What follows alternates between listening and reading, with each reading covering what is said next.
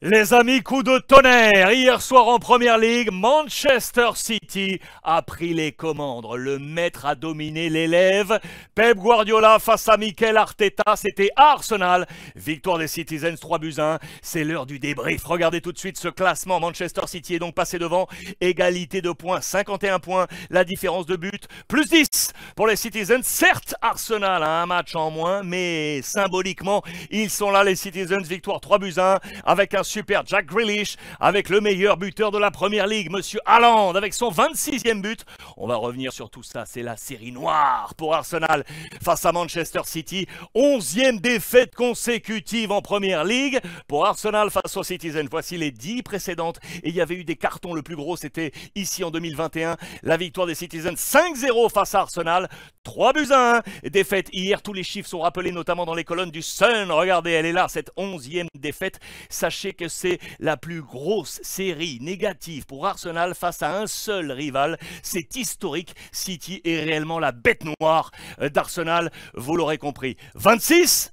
C'est pour nous annoncer que le 26 avril, la planète football en Angleterre va s'arrêter parce que c'est le match retour. On va se régaler. 26 avril, 8h, heure anglaise, 20h, c'est le match retour très attendu entre les Citizens et Arsenal. Voici le programme là, les 4 prochains matchs des deux équipes. Rapidement, regardez, Arsenal qui va jouer uniquement en Première Ligue face à Villa, Leicester, Everton et Bournemouth, alors que City, toute compétition confondue, Nottingham Forest en Première Ligue, Leipzig en Ligue des Champions, Bournemouth en Première et Bristol en FA Cup. Bouge de là, voilà le message clair de la part des Citizens avec, regardez ce symbole de cette photo captée de Bruyne sur Arteta à la une du Sun. On reprend notre place du côté de City avec notamment un super Jack Grealish. Jack in the box seat, on s'assoit dans cette place de leader. Il est vraiment à la une de toute la presse anglaise. Il aura été élu MVP, mais pas seulement. Il y a eu du Grealish, mais il y a également du Haaland, le meilleur buteur de la Première Ligue avec ce double sens.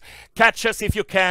Rattrapez-nous si vous le pouvez. La place de leader et la place de meilleur buteur, bien entendu, pour Haaland. 26 buts inscrits et on va y revenir. Regardez là aussi des presses anglaises choisies. Quel était le plan de bataille? Bon, il y avait pas mal de choses à voir, et notamment du côté de Arsenal. La première, c'est que Thomas Partey au dernier moment était absent. Thomas Partey absent. Heureusement que Jorginho, arrivé en janvier, était là. Le deuxième changement très important parce que il a été fautif, le malheureux. Tomiyasu choisi à la place de Ben White sur le côté. C'était les deux changements par rapport au dernier match de championnat du côté de Arsenal. Très important également ici du côté de Manchester City. Un changement par rapport au dernier match, c'était en défense. Ake ici à la place de Laporte. Et notez bien, parce que pour moi, ça a été la clé de ce match. Regardez la position de Bernardo Silva, ici, sur le flanc gauche. Et il va même jouer quasiment en poste de latéral. Pourquoi ? Parce qu'on a voulu bloquer cet homme, Saka, qui était sur ce côté. Et c'est là le bon plan du père Pep Guardiola. Normalement, il est par là, Bernardo Silva. Eh bien, on l'a choisi de l'autre côté. Regardez ça, dans la presse anglaise, on nous l'explique très clairement. Voici la zone d'influence de Bernardo Silva au total. Parce qu'en première mi-temps, il va donc jouer sur ce flanc gauche, ici. Et en deuxième, on va le libérer, repasser sur le flanc droit. Et il sera à l'origine d'ailleurs du but de Grealish. Je vous ai mis très clairement ce qui s'est passé. Voici la zone d'influence de Saka. Donc sur le flanc droit, on attaque vers le bas, vous l'aurez compris. C'est ça qu'il fallait bloquer. Et c'était là le plan de Pep Guardiola, avec ici Bernardo Silva. Ça, c'est en deuxième mi-temps, on attaque vers le haut, mais en première, regardez où il était. Il était là pour bloquer le père Saka, vous l'aurez compris, en double couteau avec Ake. Et ça a fonctionné parce que Saka, c'était l'un des hommes à surveiller, logiquement. Regardez d'ailleurs, c'est lui qui égalise pour Arsenal. Je vous ai mis ça parce que ça aussi, c'est un symbole pour toute l'Angleterre. Vous vous souvenez de ça? C'était la finale de l'Euro perdue face à l'Italie où Saka avait manqué son tir au but, consolé par Southgate. Et bien, quelques mois plus tard, les mois ont passé. Il est là, face à Ederson qui lui dit « Tu me la mets à droite, bonhomme, tu me la mets à droite. » Qu'est-ce qu'il a fait, Saka? Il lui a mis à droite. Il l'a mis là. But inscrit, égalisation juste avant la mi-temps. Ça aussi, c'est une preuve de maturité pour la part de Saka. Je vous l'ai dit, le père Thomas Partey n'était pas là. Il a manqué Thomas, such a big miss. Il a manqué à ce milieu de terrain. Vous l'aurez compris, c'était dans les colonnes du Sun. Je vous remets la composition avec cette place-là, avec Jorginho. Jorginho, il est là avec son numéro 20. Là, on a manqué de densité, peut-être un peu trop seul, le père Jorginho, face à la force de Manchester City. Et ce chiffre, les amis, 36,4. Ouvrez bien vos oreilles. 36,4, c'est la possession de Manchester City dans ce match. Ça paraît incroyable, pourtant c'est vrai. 36,4, c'est la possession la plus faible cette saison pour Manchester City dans ses matchs de Premier League. 36,4, et regardez bien, il fallait remonter à 2012 pour retrouver une possession comme ça aussi faible. C'était lors de la défaite face à qui? Tiens, Arsenal, défaite à 1-0, et qui était le buteur?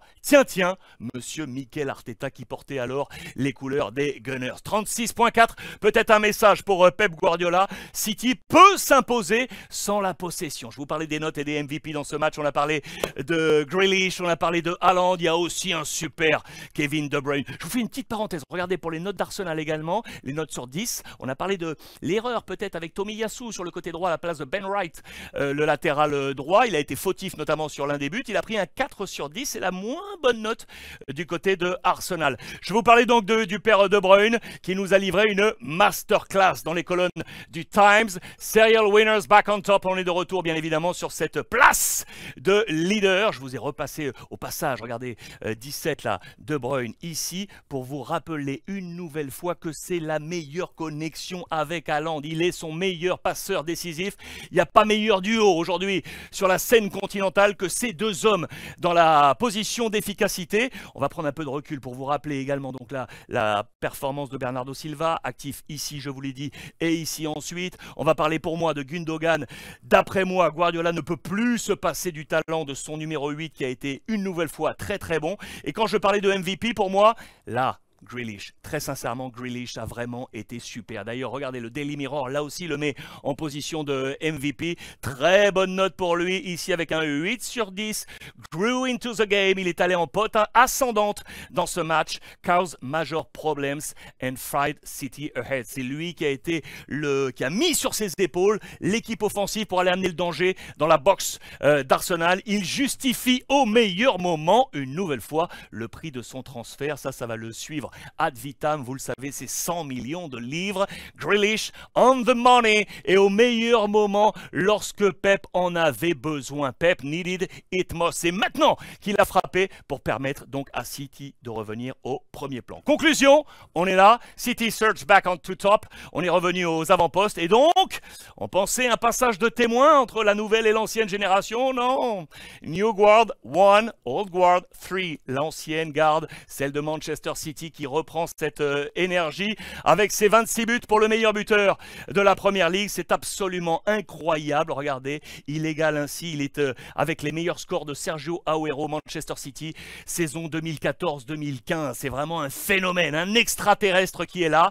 Enfin, je vais terminer avec les interrogations aujourd'hui autour d'Arsenal. Attention, parce que regardez, ça c'est la série d'Arsenal. Le match en Cup face à City, défaite à 1-0. Ok, on avait remanié l'équipe, on est d'accord. Face à Everton, là, plus inquiétant, avec une défaite 1-0 face à Everton. Ensuite, il y a eu le match nul, un but partout face à Brentford, avec des sourcils autour de l'arbitrage, mais on a été mis à défaut. Et puis cette défaite face à Manchester City. Le virage pour Pep Guardiola, les amis, pour Mikel Arteta, il est maintenant. Si Arteta veut vraiment aller chercher le titre, ça va se passer maintenant. Il est à la croisée des chemins.